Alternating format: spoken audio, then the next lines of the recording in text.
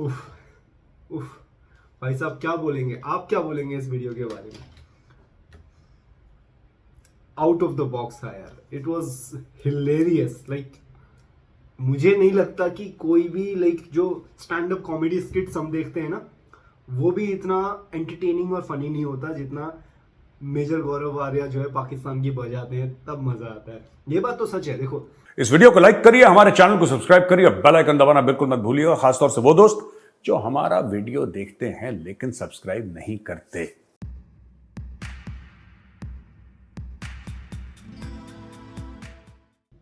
नमस्ते, hello and welcome back to my channel. दोस्तों, आपका एक बार फिर से तहे दिल से स्वागत है मेरे इस चैनल में। मुझे पूरा यकीन है कि आप सब खैरियत से होंगे, खुश होंगे, कुशल मंगल होंगे। अच्छा, आज का जो वीडियो है ना, वो बहुत ही थोड़ा सा सेंसेशनल है, थोड़ा सा सेंसिटिव भी हो सकता है। कुछ लोगों को हो सकता है पसंद ना आए, क्योंकि इसका जो टॉपिक है ना, वो थोड़ा संजीदा सा है। BBC exposed for its hypocrisy. अब हिपोक्रेसी क्या है ये हमें मालूम है। बीबीसी का एजेंडा बहुत समय से जो है एंटी इंडिया रहा है। पिछले कुछ महीने भर पहले जो एक उन्होंने डॉक्यूमेंट्री रिलीज की थी नरेंद्र मोदी के अगेंस्ट में। अब उसके बाद हिपोक्रेसी शायद ये प्रूव करने की कोशिश कर रहे हैं शायद कि कुछ और आया है जिस पे उन लोगों ने उस किस्म से रिएक्ट नहीं किया होगा जैसे ये इंडियन कंटेंट पे, इंडियन मफाद पर रिएक्ट करते हैं। बट ये हमारे आंकलन है, इस पर हम बाद में बात करेंगे। Let's go and watch the video first, shall we? Here we गो।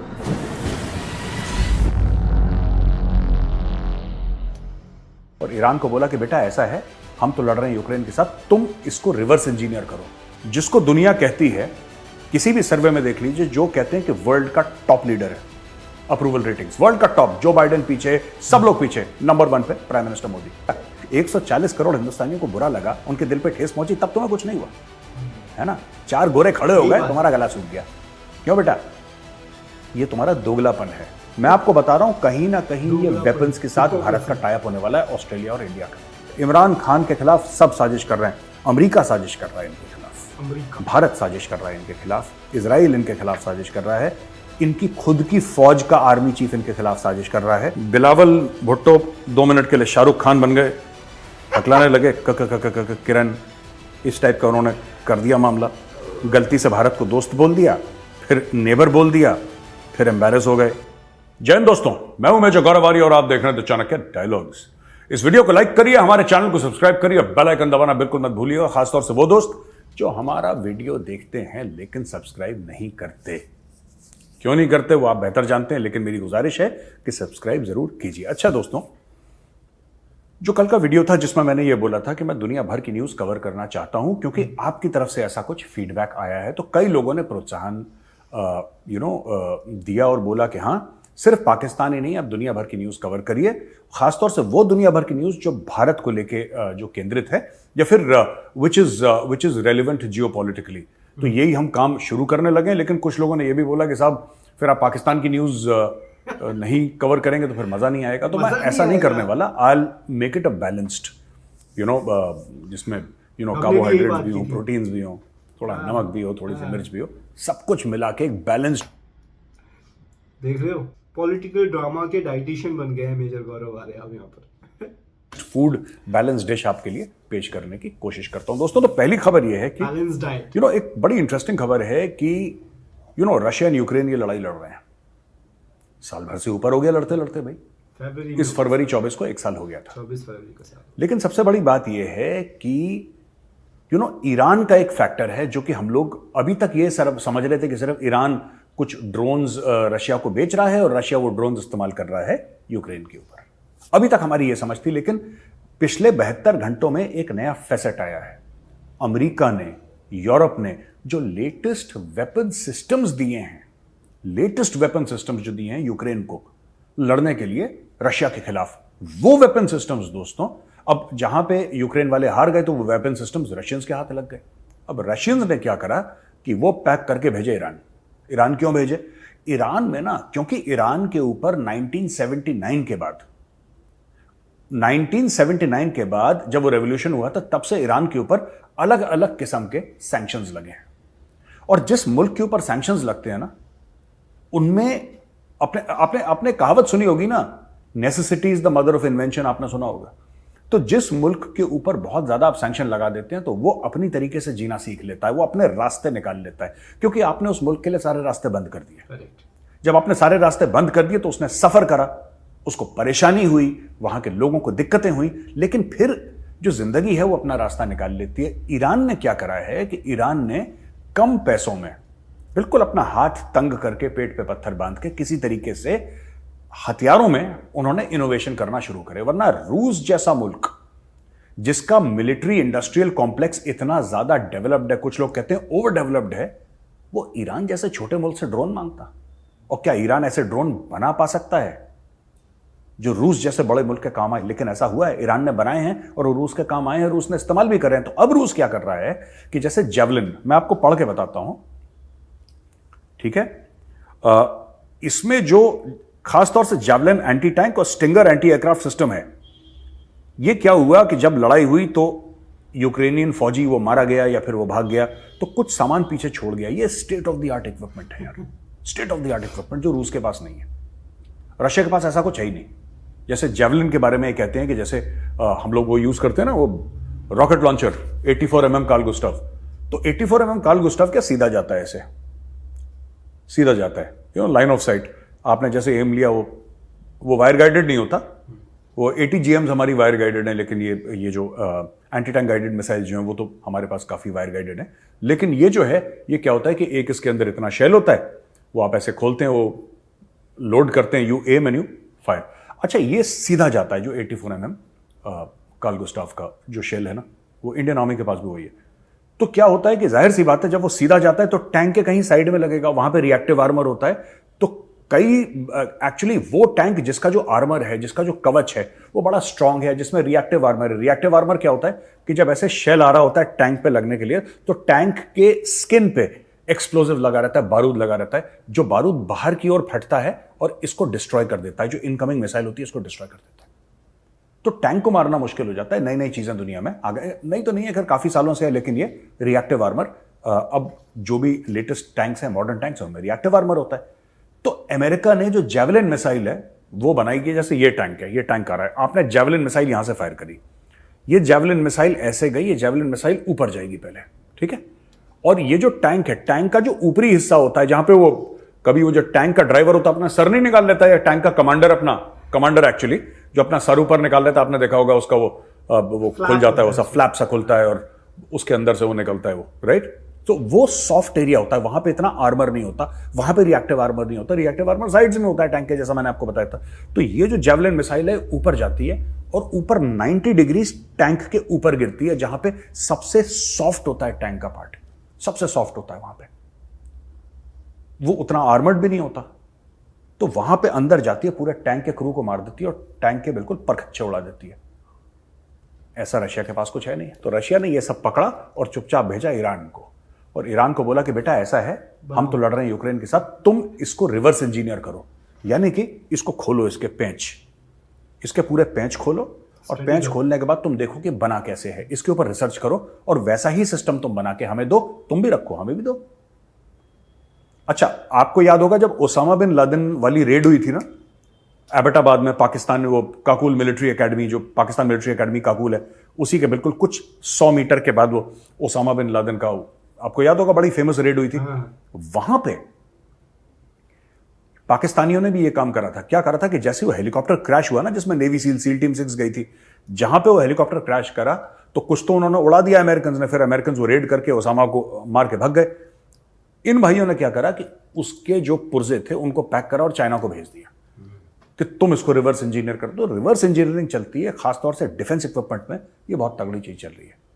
ये होना नहीं चाहिए, ये कई सारी चीजों का वायलेशन है दुनिया में, कई सारे जो अगर आप सिग्नेटरी हैं इन सब चीजों के, इसका वायलेशन है, लेकिन ये होता है, ये भी एक सच्चाई है। तो ये जो इक्विपमेंट है उनके, स्टिंगर मिसाइल्स वो हैं जिसने जब 79 और 89 के बीच में जो फर्स्ट अफगान जिहाद हुआ था, जिसमें कि रूसी फौजें घुस गई थी अफगानिस्तान के अंदर और फिर मुजाहिदीन ने, तो ये अमेरिकन CIA ने तो दिया था यही स्टिंगर मिसाइल। अब तो खैर उस जमाने में थोड़ा सा प्रिमिटिव वर्जन था, अभी तो स्टिंगर का लेटेस्ट वर्जन आ रहा है। वही स्टिंगर मिसाइल का जो एडवांस्ड वर्जन है वो रूस ने पकड़ लिया यूक्रेनियन से, क्योंकि अमेरिका ने फिर यूक्रेनियन को दिया था वो, राइट। अब उन्होंने पकड़ के ईरान को भेज दिया और ये 4-5 चीजें भेजी हैं कि जाओ इसके ऊपर तुम रिसर्च करो, एनालिसिस करो और हमें बना के दो रिवर्स इंजीनियरिंग करके। ठीक है जी। अच्छा, बीबीसी, ब्रिटिश ब्रॉडकास्टिंग कॉरपोरेशन, जिसको बड़ी खुजली थी, जिसको बड़ी मिर्च लगी, बड़ी खाज थी, मोदी जी बुरे आदमी हैं, मोदी जी ने ये कर दिया, मोदी जी ने वो कर दिया, बड़े चौड़े होकर बीबीसी ने एक डॉक्यूमेंट्री बनाई थी। आपको पता ही, हमने कवर भी करा था, राइट। बीबीसी ने बड़ी बड़ी डॉक्यूमेंट्री बनाई। मैं आपको बताता हूं, ये ना बड़ी रेसिस्ट किस्म की ऑर्गेनाइजेशन है बीबीसी। अगर आप सच्चे हो तो फिर आप सबको, आपने बोला ठीक है साहब, हमें मोदी जी उनका काम गलत लगा, हमने ये डॉक्यूमेंट्री बनाई, और इस बंदे का काम गलत लगा, हमने इसके खिलाफ भी डॉक्यूमेंट्री बनाई। लेकिन बीबीसी ने ऐसा करा नहीं। अब मैं आपको बताता हूं बीबीसी का लेटेस्ट कांड क्या करा बीबीसी ने। The BBC has decided not to broadcast an episode of sir David Attenborough's flagship new series on British wildlife because fears its themes of destruction of nature would risk a backlash from Tory politicians and the right-wing press. The Guardian has been told. अब देखो आप, चक्कर देखो पूरा इसका। BBC को लगा कि हमारे जो टोरी पॉलिटिशियंस हैं या जो राइट विंग के लोग हैं उनको अच्छा नहीं लगेगा। सर डेविड एटनबरो बहुत बड़ा नाम है, बहुत बड़ा नाम है, और उनका जो वॉइस है एक बड़ा यूनिक वॉइस है, उनकी जो एंकरिंग स्किल्स हैं, मतलब मैं तो फैन हूं। सर डेविड एटनबरो का एक उन्होंने नया एपिसोड बोल दिया कि हम आपको दिखाएंगे नहीं। क्यों नहीं दिखाएंगे? क्योंकि कुछ लोग, पॉलिटिकल पार्टीज इंग्लैंड में ऑब्जेक्ट करेंगी। दोगलापन देख रहे हैं, और वो किसके ऊपर? उन पॉलिटिकल पार्टीज के ऊपर भी नहीं है, किसी व्यक्ति विशेष के ऊपर जानबूझ के झूठी कालिक पोतने के भी चक्कर में नहीं है। किस तरीके से हमारा नेचर, हमारा वातावरण खराब करा है कुछ लोगों ने इन द सेंस कि कुछ इंडस्ट्रीज ने खराब करा है, और जिनकी वजह से जो फैक्ट्रीज हैं उनकी वजह से खराब हुआ है, उसके ऊपर बीबीसी ने डॉक्यूमेंट्री बनाई, और डर के मारे वो उन्होंने टेलीकास्ट नहीं करी। अब मैं बीबीसी वालों से एक सवाल पूछता हूं यार, एक ऐसा शख्स जिसको 140 करोड़ हिंदुस्तानियों ने चुना और अपना प्रधानमंत्री बना है, जिसको दुनिया कहती है, किसी भी सर्वे में देख लीजिए, जो कहते हैं कि वर्ल्ड का टॉप लीडर है, अप्रूवल रेटिंग्स वर्ल्ड का टॉप, जो बाइडेन पीछे, सब लोग पीछे, नंबर 1 पे प्राइम मिनिस्टर मोदी। उनके बारे में तो आपने कर दिया जो आपको करना था, और जब आपको मना करा तो आपने बड़े छाती पीटी, भैया freedom of press, freedom of press. अब मर गई तुम्हारी फ्रीडम ऑफ प्रेस, अब कहां गई तुम्हारी फ्रीडम ऑफ प्रेस, ये तो बताओ। चलो ठीक है, तुमने मोदी जी के ऊपर डॉक्यूमेंट्री बनाई, डन, आपका हक था, आपने कर दिया, ठीक हो गया, आपका हक था, आपने कर दिया। अब क्या हुआ? अब क्यों मौत आ रही है तुम्हें बीबीसी वालों? मैं ये जानना चाहता हूं, तुम्हें अब क्यों मौत आ रही है? बहुत सटीक वर्ड्स हैं, अब क्यों मौत आ रही है भाई साहब। मतलब ये गुस्सा दिलाने वाला टॉपिक है, पता है। मतलब हिपोक्रेसी ना, दोगलापन जो है बीबीसी का, वो ये देखो कि मतलब ये वैसा ही है ना, दूसरों के घर के आगे कचरा फेंको, दूसरों के घरों में गंदगी करो, लेकिन अपने घर के अंदर की हालात मत दिखाओ किसी को भी। और यहाँ पर वो ये कह रहे हैं कि उनको लगा ऐसा कि उनको बुरा लगेगा, और यहाँ पे बुरा लग रहा है, उससे उनको फर्क नहीं पड़ रहा है। वाह, डर गए तुम? मैं आपको बताता हूं ये सब, और लोग कहेंगे कि मैं, ये सच है, ये बिल्कुल सच है, और मैं यहां पे कोई इसको रेशियल मामला नहीं बना रहा, पर ये रेशियल है इसलिए बताना आपको जरूरी है। जिसकी चमड़ी भूरी है और काली है, ठीक है, बीबीसी वाले समझते हैं उसकी तो कोई वैल्यू नहीं है। और जहां किसी गोरे ने इंग्लैंड में इसके खिलाफ आवाज उठाई तो बीबीसी का गला सूख गया। बीबीसी ने बोला अरे बंद करो यार, इनको बुरा लग जाएगा, बुरा लग जाएगा। 140 करोड़ हिंदुस्तानियों को बुरा लगा, उनके दिल पे ठेस पहुंची, तब तुम्हें कुछ नहीं हुआ, है ना। 4 गोरे खड़े हो गए, तुम्हारा गला सूख गया। क्यों बेटा? ये तुम्हारा दोगलापन है। You're a racist organisation BBC, ठीक है, ये देखो ऑर्गेनाइजेशन है। Senior sources at BBC told The Guardian that the decision not to show the 6th episode was made to fend off potential critique. किसी ने क्रिटिसाइज नहीं करा उनको, किसी ने मना नहीं करा दूसरे गोरों ने कि तुम गलत कर रहे हो। इनको लगा कि हो सकता है कि जो गोरे हैं वो कुछ गोरे पसंद ना करें इसको। This week the Telegraph newspaper attacked the BBC for creating the series and for taking funding from 2 charities previously criticized for their political lobbying, the WWF and RSPB. अच्छा भाई साहब, तो बीबीसी ने एक पॉलिटिकल लॉबिंग फर्म से पैसे पकड़े, एक पॉलिटिकल लॉबिंग फर्म से उन्होंने पैसे पकड़े ये बनाने के लिए डॉक्यूमेंट्री। और जब उनको लगा कि हमारी चोरी पकड़ी गई, they were caught with their hands on the cookie jar, they very quickly withdrew, they said कि ये तो हम दिखाएंगे ही नहीं। अब बीबीसी एक बात बताओ, ये तो टेलीग्राफ तुम्हारा ही अखबार है, ब्रिटिश न्यूज़पेपर ये कहता है, ये देखो मैं आपको बताता हूं बीबीसी कहां एक्सपोज करना जरूरी है। This week the Telegraph newspaper, जो कि एक अंग्रेज न्यूज़पेपर है, ब्रिटिश न्यूज़पेपर है, वो कहता है कि बीबीसी ने फंडिंग ली 2 चैरिटीज से, एनजीओ टाइप का कह लीजिए, जो प्रीवियसली, जिनको पहले पॉलिटिकल लॉबिंग के लिए क्रिटिसाइज करा गया था कि पैसे लेके आप लॉबी करो कि वो अच्छा है, वो बिल पास कर दो, वो एक्ट लगा दो, वो ऐसा कर दो, वैसा कर दो, लॉबिंग करो, पैसा लेके जो दलाली करते हैं, उनसे इन्होंने पैसा पकड़ा। अब मैं बीबीसी से पूछता हूं, भैया मोदी जी के खिलाफ जो तुमने बनाया था वो किसने फंड करा था? भाई यही तो कह रहा है तुम्हारा अखबार कि जो तुमने वाइल्ड लाइफ के ऊपर सर एटनबरो की जो डॉक्यूमेंट्री तुमने दबा दी, जो तुमने रोकी, तुमने इसलिए दबा दी क्योंकि तुम्हें लगा कि लोग तुम्हें, अंग्रेज गोरा तुम्हें क्रिटिसाइज करेगा वहां पे, क्योंकि तुमने किसी से पैसे पकड़े थे उसको करने के लिए ना, तुमने पैसे पकड़े थे। मोदी जी के खिलाफ जो तुमने डॉक्यूमेंट्री बनाई थी बेटा, उसके लिए किसने पैसे दिए थे तुम्हें, ये तो बता दो मैं, क्योंकि ये तो क्लियर है कि तुम डॉक्यूमेंट्री बनाने के लिए पैसे लेते हो और कोई गलत बात नहीं है, कोई गलत बात नहीं है भाई। कहीं ना, you are running organisation, you need money to run that organisation, मैं मना नहीं कर रहा, लेकिन अगर तुमने कुछ बनाया है और तुम्हारे जर्नलिस्टिक एथिक्स हैं तो तुम उसको दिखाओ ना यार। या तो तुम सच बोल रहे हो या तुम झूठ बोल रहे हो, either you are telling the truth और you are telling a lie. और अगर तुम सच हो तो तुम दिखाओ, अगर तुम झूठ बोल रहे हो तो तुम माफी मांगो, और फिर तुम मोदी जी से माफी मत मांगो, तुम 140 करोड़ हिंदुस्तानियों से माफी मांगो कि तुमने ये भी झूठ या फ्रॉड दिखाया था, और सबके सामने ये बताओ कि ये जो मोदी जी के ऊपर तुमने डॉक्यूमेंट्री बनाई थी, इसके पैसे किसने दिए। क्योंकि क्लियरली तुम्हारा ही न्यूज़पेपर कह रहा है, टेलीग्राफ जो है ब्रिटिश न्यूज़पेपर, ये कह रहा है कि बेटा तुमने पैसे पकड़े हैं इस डॉक्यूमेंट्री के लिए भी। अच्छा, भारत और ऑस्ट्रेलिया ने एक डील साइन करने लगे, ये लोग डील साइन करने वाले हैं जिसमें अग्रीमेंट हो गई है भारत और ऑस्ट्रेलिया की। और इनके एंटनी एल्बनीज जो इनके प्राइम मिनिस्टर आए थे ना, बताया तो आईएनएस विक्रांत के ऊपर भी थे और उनको गार्ड ऑफ ऑनर दिया गया, पूरा कंडक्ट करा गया उनको। इन्होंने बोला है कि अगले 5 साल में भारत और ऑस्ट्रेलिया की जो ट्रेड है वो $100 अरब की सालाना ट्रेड होनी चाहिए। India and Australia on Saturday express their commitment for concluding the negotiations of expanding the scope of existing free trade agreement by the end of this year with the aim to push the bilateral trade to USD 100 billion. ठीक है, the issue came up for discussion during the meeting of the joint ministerial commission between the commerce and industry minister Piyush Goyal and his Australian counterpart Don Farrell. तो don Farrell साहब हैं, ये Australian minister हैं finance के, commerce के and industry के, और यहां से पीयूष गोयल साहब जो कि कॉमर्स एंड इंडस्ट्री मिनिस्टर है, उनके बीच में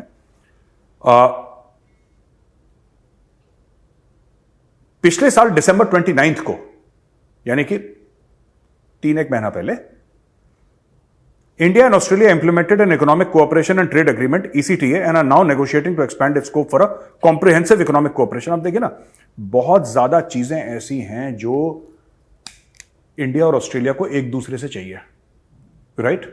मैंने आपको 2-3 दिन पहले भी यही बताया था कि ये जो लेकर गए हैं ना प्राइम मिनिस्टर को, मैं आपको बता रहा हूं, ये ऐसी चीजें नहीं होती, this is not only optics.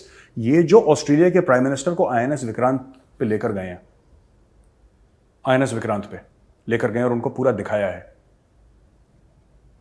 और फिर अगले दिन क्या खबर आती है कि जो ऑस्ट्रेलिया है वो 5 या 6 न्यूक्लियर सबमरीन खरीद रहा है यूएस से, अमेरिका से। ठीक है, यह भी हमने खबर कवर करी थी। अब यह खबर आ रही है कि ये अपना टाई अप कर रहे हैं, ठीक है, और कह रहे हैं कि इस साल के एंड तक हम कर देंगे। मैं आपको बता रहा हूं, कहीं ना कहीं ये वेपन्स के साथ भारत का टाई अप होने वाला है, ऑस्ट्रेलिया और इंडिया का।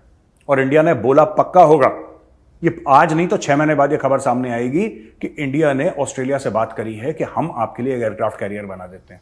Looking forward to that. हम तो बना ही रहे हैं अपने साथ, और यहां पे 1-1, 2-2, 3-3, 4-4 एक साथ लगा रखे हैं इन्होंने। तो कह रहे कि ठीक है, हम आपके लिए भी बना देते हैं। ये बात हुई होगी कहीं ना कहीं। देखो, ऑस्ट्रेलिया इसको माने ना माने, अग्री करे ना करे, डील हो ना हो, ये अलग बात है, लेकिन इंडिया ने पक्का पिच करा होगा। I am 100% certain of that. They have taken him abroad not just to give him respect, वो तो है ही बात, not just for the optics, वो भी बात है, लेकिन एक और बात है कि we can make an aircraft carrier for ourselves, we'll make one for you also, and we'll make a big one for you. जैसे विक्रांत हमने बनाया था, एक एयरक्राफ्ट कैरियर हम आपके लिए बनाएंगे। एंड अगर आपको ऐसा लगता है कि हमें ऑस्ट्रेलिया आके बनाना है, हम अपना मैन पावर भेजेंगे, ऑस्ट्रेलिया जाके आपके लिए एयरक्राफ्ट बनाएंगे, ये कौन सी बड़ी बात है? We can make it anywhere in the world, if you can make it in India we can make it anywhere. ये बात हुई होगी, ठीक है जी। अच्छा, एक और बड़ी अच्छी खबर है कि लॉकहीड मार्टिन जो F-16 बनाते हैं ना, ये सब लॉकहीड मार्टिन F-35, उनको टाटा ग्रुप ने एक MOU साइन करा है for fighter wing production. US aerospace major Lockheed Martin and Tata Group have reached an agreement to begin the implementation of fighter wing production at the company's joint venture Tata Lockheed Martin Aerostructures Limited, Hyderabad में है ये। According to an official statement, the memorandum of understanding envisions the production of 29 fighter wing ship sets with an option of additional ship sets and deliveries commencing in 2025। अच्छा, ये जो है ना, उन्होंने F-21 offer करा है, बेसिकली F-16 का एक advance version F-21। I don't think India is interested. लेकिन अब क्या हुआ है कि ये जो विंग्स होते हैं ना, इसके फाइटर एयरक्राफ्ट के विंग्स, आपको पता है ना, अलग अलग जगह अलग अलग चीजें बनती हैं। एक जगह एक फैक्ट्री में इट्स नॉट कि हर चीज बन जाए एक फैक्ट्री में, क्योंकि no factory is that big यार। और लाखों पुर्जे होते हैं, लाखों पुर्जे होते हैं। एक कोई भी आप एक कार ले लो यार, फाइटर जेट तो बहुत कॉम्प्लिकेटेड चीज है, एक छोटी सी कार ले लो, उसमें बड़े पुर्जे होते हैं यार। तो दोस्तों, पूरा विंग का प्रोडक्शन है, बहुत बड़ी बात है। टाटा और लॉकहीड मार्टिन, मुझे याद है बहुत पहले की बात है, आई थिंक इट इज 2005, 2006, 2006 में विप्रो टेक्नोलॉजीज में काम करता था, और प्रोजेक्ट्स टीम और हमने मिलके एक 4th फ्लोर में, GDC बोलते थे हम लोग, Gurgaon development centre, Gurgaon development centre, this is an उद्योग विहार, और एक प्लैटिनम रेटेड बिल्डिंग है, ठीक है ना। तो I used to be in that building at one point in time, बहुत पहले की बात है, जब मैं विप्रो टेक्नोलॉजीज के लिए काम करता था। वहां पे 4th फ्लोर पे मुझे याद है, if I am not mistaken, मुझे अभी थोड़ी सी, क्योंकि काफी टाइम हो गया, आई थिंक 4th या 5th floor, one of these floors, Lockheed Martin का उस जमाने में एक सेंटर बना था, लॉकहीड मार्टिन का काफी बड़ा सा सेंटर, और उसमें सिमुलेटर्स भी लगे थे। और मैं सिमुलेटर पे बैठा था, और मैंने कुछ मिनट के लिए F-16 उस सिमुलेटर पे उड़ाने की कोशिश करी, ठीक से नहीं उड़ा पाया, लेकिन मैं उस सिमुलेटर पे बैठा हूं, क्योंकि वो उस बिल्डिंग के 4th फ्लोर पे 2 सिमुलेटर्स रखे थे, मुझे याद है। So finally it's good that they have signed a deal with Tatas and they are doing this wing production in India. इससे क्या होता है ना कि और जॉब्स बनेंगे, लोगों की इकोनॉमी को बहुत फर्क पड़ेगा।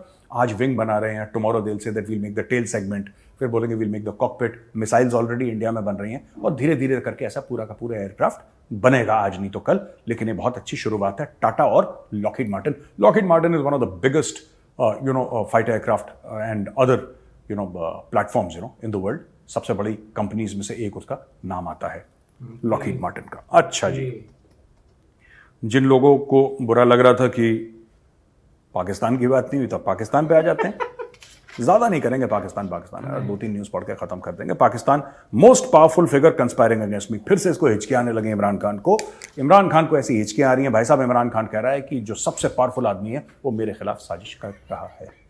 अब एक बात बताइए, पाकिस्तान का सबसे पावरफुल आदमी कौन है? कौन? Army chief. जाहिर सी बात है। Nobody says that Pakistan's president is the most powerful, Pakistan's prime minister is the most powerful, or the defense minister. सब लोग ये कहते हैं the most powerful Pakistani is the Pakistani army chief.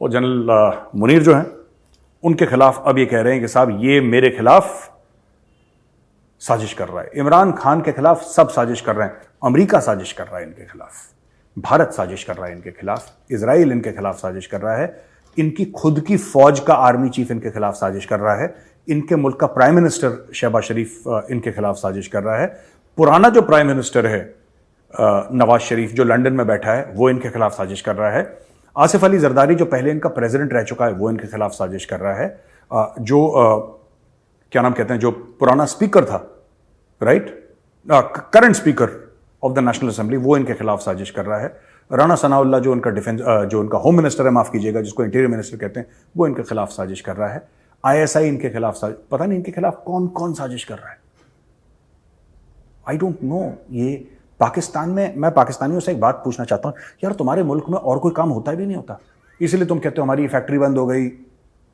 तुम कहते हो यार हमारा ये बंद हो गया, हमारी इंडस्ट्री बंद हो गई, हम कपड़ा बनाते थे वो बंद हो गया, क्योंकि तुम्हारा जो लेबर है, तुम्हारा जो वर्कर है, वो काम तो करता ही नहीं, पूरे दिन बैठ के आओ चलो फैक्ट्री के खिलाफ साजिश करते हैं। तुम्हारा पूरा मुल्क सिर्फ साजिशें कर रहा है एक दूसरे के खिलाफ। इमरान खान ये तो कह रहा है कि सब साजिश कर रहे हैं, अब उसने इस वाले आर्मी चीफ को घसीट लिया। द मोस्ट पावरफुल कौन है? मोस्ट पावरफुल, अच्छा इसने कभी आर्मी चीफ का डायरेक्टली नाम नहीं लिया, डरपोक आदमी है, खुल के कहता ना आर्मी चीफ कर रहा है, द मोस्ट पावरफुल। इसने कह भी दिया और नहीं भी दिया, ठीक है। ये चूरन बेच रहा है इमरान खान। अब देखिए, मिफ्ता इस्माइल जो पुराना इनका फाइनेंस मिनिस्टर था पाकिस्तान का, उसने बोला है neither Imran nor Nawaz can improve things, Pakistan needs systemic changes. ठीक है जी, पाकिस्तान नीड्स सिस्टमिक चेंजेस। अब मैं आपको बताता हूं कि मिफ्ता इस्माइल ने जो बात कही है ना, यही बात मैं कई दिनों से कहता हूं, कई दिनों से। किसी के पास रोड मैप नहीं है, किसी के पास। ये इमरान खान के जो सपोर्टर हैं, जो ऐसी सड़कों पर नाचते हैं पागलों की तरह, जुनूनियों की तरह ना, बाल ऐसे फैला फैला के, राइट, जैसे जो कहते नहीं है गांव में, कहते हैं देवी आ गई। यार ये माता आ गई। इमरान खान के पास कोई प्लान थोड़ा ना है। मैंने इसी शो पे आपको कई बार बोल चुका हूं, इमरान खान के पास कोई प्लान नहीं है, कुछ नहीं है इमरान खान के पास। इमरान खान के हाथ की लिखी कोई डॉक्यूमेंट हो, या इमरान खान के एडवाइजर ने कोई डॉक्यूमेंट अपनी वेबसाइट पर डाली हो कि यार ये हमारा रोड मैप है, कुछ उसने शेयर करा है। डेली इंटरव्यू देता है, डेली का वो बंदा, मुझे लगता है कैमरा लेके सोता है वो। डेली इंटरव्यू देता है, डेली तकरीरें करता है, डेली ये वही चीज, वही घिसी पुरानी साजिश हो गई है, ये हो गया है, वो हो गया है, बस यही करता है वो। क्या उसने एज अ स्टेट्समैन बनने की कोशिश करी? कभी ये बोला कि ये मेरा रोड मैप है? यही मिफ्ता इस्माइल बोल रहा है, जो मैं पिछले 1-2 महीने से कह रहा हूं। उसके पहले से भी यही बात कह रहा हूं मैं, 1-2 महीने से तो मैंने इस प्लेटफॉर्म पे कहना शुरू करा है, चाणक्य डायलॉग्स पे। Nobody has a plan, even Shehbaz Sharif does not have a plan. इनका सिर्फ ये प्लान है कि आज इससे भीख मांगी, कल किससे मांगनी है, फिर परसों किससे मांगनी है, फिर पहला वाला भूल जाएगा कि उसने भीख दी थी, फिर इसको घेर लेंगे हम लोग। इनका यही प्लान है। इमरान खान के भी सबसे बड़ा मांगता तो इमरान खान ही है, वो बचपन से मांग रहा है।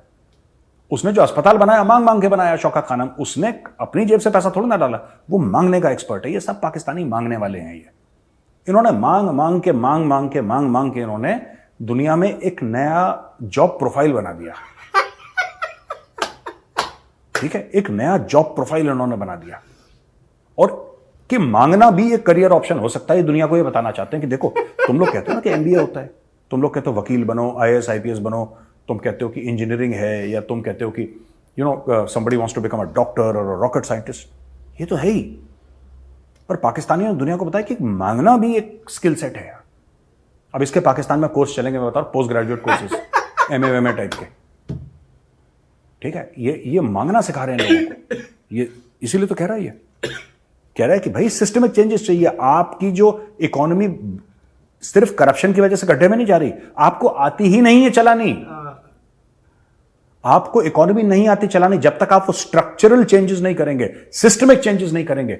आपको इनको कल आईएमएफ अगर पैसा दे दे, पाकिस्तानियों को लग रहा है कि आईएमएफ पैसा दे देगा, फिर थोड़ा चीन दे देगा, फिर सऊदी अरेबिया दे देगा, फिर अमेरिका दे देगा, फिर यूएई दे देगा, तो हमारी गाड़ी चल जाएगी। अरे क्या दे देगा पे गाड़ी थोड़ा चलती है। कोई ये नहीं कह रहा कि हम लोग ना पेट पे पत्थर बांधेंगे, दिन रात मेहनत करेंगे, 18 घंटे काम करेंगे और अपने मुल्क को ऊपर बढ़ा लेंगे। कोई पाकिस्तानी की बात नहीं कर रहा। ये सब कह रहा है कि पहले आईएमएफ दे देगा, फिर ये दे देगा, फिर ये दे देगा। पूरा मुल्क देने लेने में है। अच्छा जी,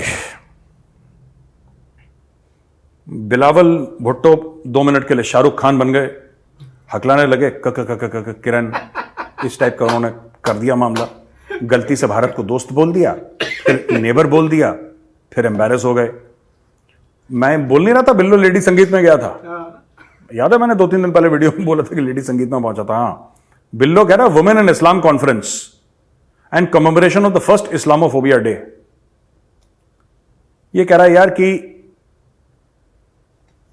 जब भी कश्मीर का मामला, आप ये जरा वीडियो देखिए, मतलब वीडियो सुनिए जरा, ये बिल्लो ने क्या बोला है, और बिल्लो की फोटो लगी रहेगी, वीडियो नहीं चलाएंगे, बिल्लो की आवाज सुनिए आप। Whenever the issue of Kashmir is brought up, our friends within our neighboring countries. सुना आपने बिल्लो रानी क्या बोल रही है?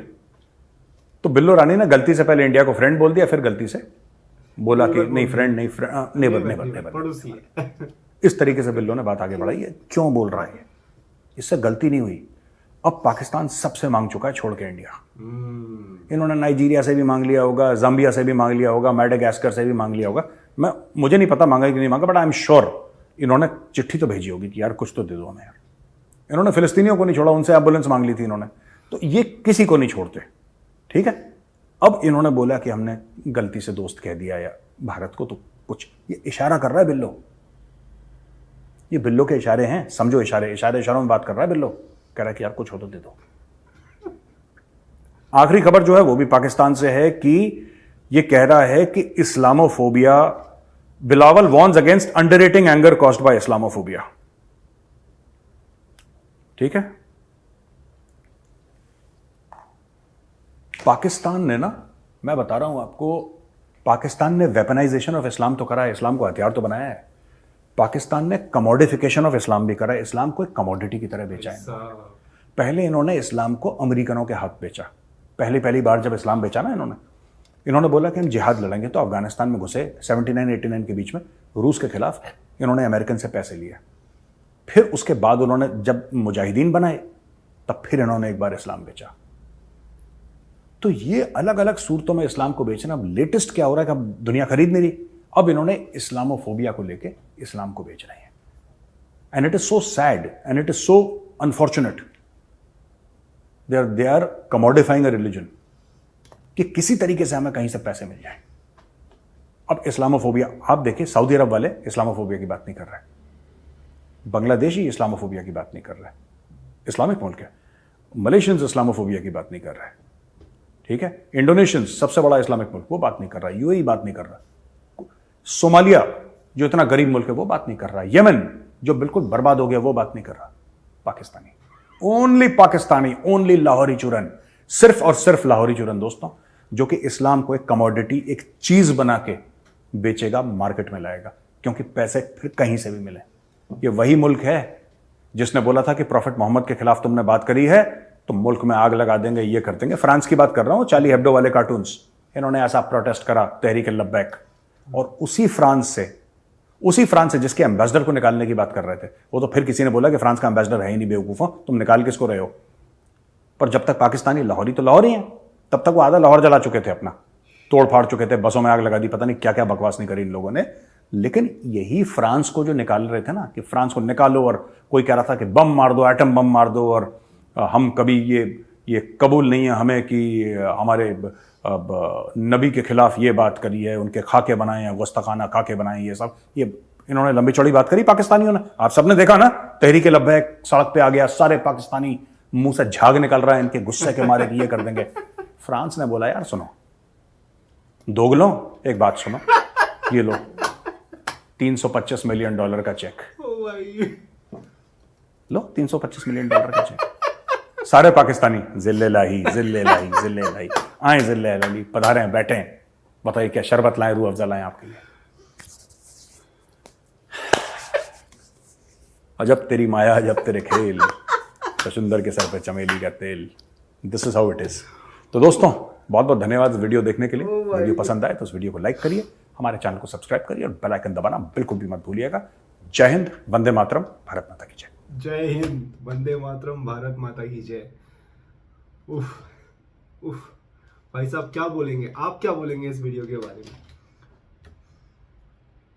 आउट ऑफ द बॉक्स था यार, इट वाज हिलेरियस। लाइक मुझे नहीं लगता कि कोई भी जो स्टैंड अप कॉमेडी स्किट्स हम देखते हैं ना, वो भी इतना एंटरटेनिंग और फनी नहीं होता जितना मेजर गौरव आर्या जो है पाकिस्तान की बजाते हैं, तब मजा आता है। ये बात तो सच है। देखो अगर वो सिर्फ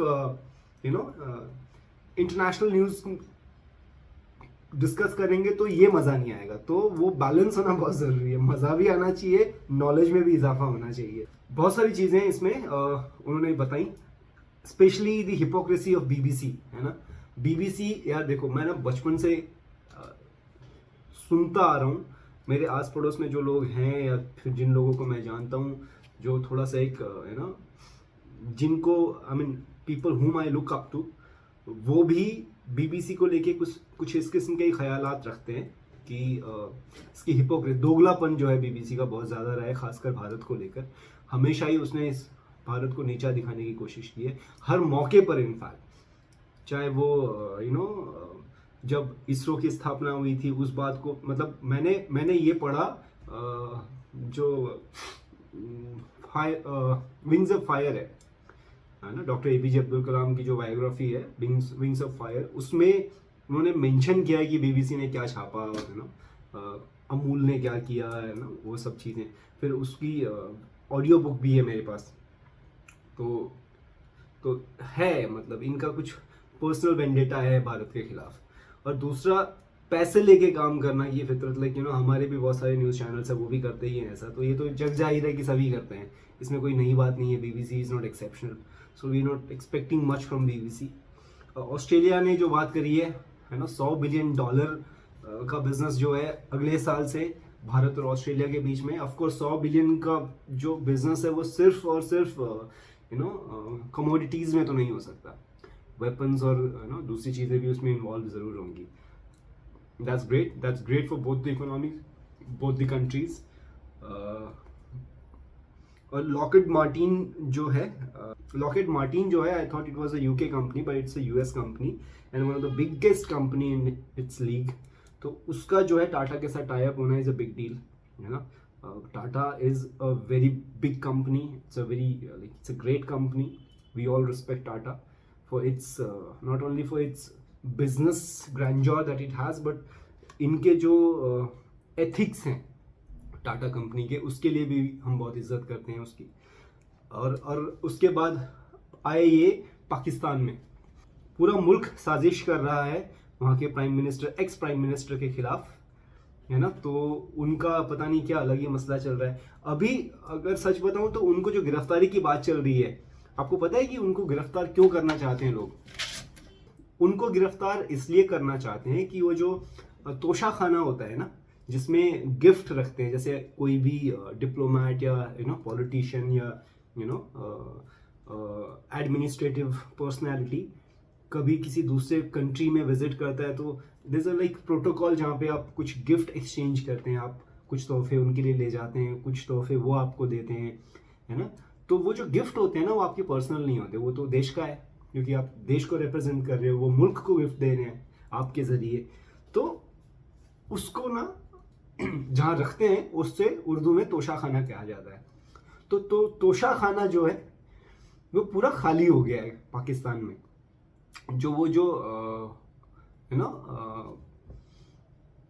मतलब उसमें 9 किताबों के अलावा 9 किताबों के अलावा सारे के सारे गिफ्ट जो आज तक पाकिस्तान की हिस्ट्री में आए हैं, उनको मिले हैं, वो सब के सब उनके पॉलिटिशियंस ले गए। तो अब जब इस स्थिति में है पाकिस्तान, तो एक होता है कि ना यू हैव योर एसेट्स। अगर आप भी मतलब किसी तरीके के फाइनेंशियल क्राइसिस में होते हैं, तो आप क्या सोचते हैं कि मेरे घर में जो महंगा सामान है, जेवर है, ज़मीन है, या कोई महंगा आर्टिफैक्ट है, उसको मैं निकाल दूं, उसको मैं बेच दूं, है ना। कुछ महंगा इलेक्ट्रिक आइटम है ना, तो उससे जो पैसे आएंगे I will take care of my issues. तो वही एक कुछ ख्याल आया होगा, तो उन्होंने तोशा खाने में झांका, तो वहाँ तो सिर्फ 9 किताबें हैं, और 9 किताबें हैं जो धूल खा रही हैं, तो उन्होंने वो 9 किताबें भी लाइब्रेरी में दे दी। तो अब तोशा खाने में कुछ भी नहीं पड़ा, it is a neat and clean room. तो अब आखिरी पाकिस्तानी प्राइम मिनिस्टर ये थे जो रिसेंट है, उनके लिए भी कुछ नहीं बचा खाने के लिए। तो ये एक वजह है कि बाकी वजूहात तो हैं, करप्शन के लिए कोई गिरफ्तार नहीं हो रहा है वहां पर, क्योंकि सारे ही करप्ट हैं। अभी यहाँ पे गिरफ्तारी इसलिए हो रही है कि भाई तुम लोगों ने मेरे लिए कुछ नहीं छोड़ा, ये मसला है उनकी गिरफ्तारी का, और शायद हो भी जाए। जब तक हमें पोस्ट करें शायद तब तक ये गिरफ्तारी हो भी जाए। और जो एक खास बात जो मेजर गौरव आर्या ने बोली, न्यू जॉब प्रोफाइल क्रिएशन, है ना, कि एक नए प्रोफेशन की एंट्री कर दी है पाकिस्तानियों ने, कि प्रोफेशनल मंगते भिखारी, है ना। तो आप मेहनत करके पढ़ लिख के इंजीनियर बनते हैं, डॉक्टर बनते हैं, है ना, CA बनते हैं, CS बनते हैं, IPS बनते हैं, IAS बनते हैं, लेकिन बिना मेहनत करे, बिना कुछ करे, बस कटोरा उठा के जाना है आपको। It's a new profession, the whole country is begging, the army chiefs, the politicians, the diplomats, the bureaucrats, the departments, and every single entity which exists in Pakistan is right now begging from someone or the other. That is a sad part, but it's okay. That's how it is now. एक मैं news पढ़ रहा था, तो मैंने उसका article जो है ना स्क्रीनशॉट लेके रखा था लैपटॉप में भी। IMF बेल आउट डाउटफुल, ये न्यूज ना बैंक ऑफ अमेरिका ने ये स्टेटमेंट दिया है कि IMF bail out doubtful high interest rate loan from China only option for Pakistan. अभी जो ये रिसेंटली ये जो सिलिकॉन वैली बैंक का जो सीन हुआ है, उसके बाद जो है जो बाइडेन है अमेरिका के राष्ट्रपति, उन्होंने इन्वेस्टिगेशन कराया तो उनको there are like many US banks who have been facing the billion of dollars losses right now। ये ब्लूमबर्ग की रिपोर्ट है ना, और आज के न्यूज में भी थी, ये आर्टिकल मैंने पढ़ा था। ये तो सिर्फ वो एक सिलिकॉन वैली बैंक की बात नहीं है, बाकी जो बहुत सारे दूसरे बैंक भी हैं जैसे JP Morgan, सिटी बैंक, ये बैंक ऑफ अमेरिका और बाकी कई सारे दूसरे बैंक हैं, उनको भी सेम क्राइसिस फेस करना पड़ सकता है आगे आने वाले टाइम में।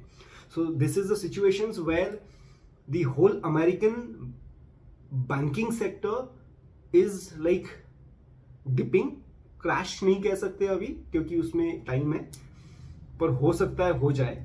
तो एक रीजन ये भी है कि now this is the time when IMF, world bank and American bank of America, these kind of bodies they will stop giving sanctions and loan to others, क्योंकि उनके पास ही फंड नहीं है इस टाइम पर, वो लॉसेस में चल रहे हैं। तो ठीक है, ये भी हो गया। और एक लास्ट चीज जो उन्होंने कही जो कि बहुत ही खास थी, सोचने लायक थी, इन्होंने इस्लाम को, रिलीजन को कमोडिटी में कन्वर्ट कर दिया है। तो commodity, he used some term,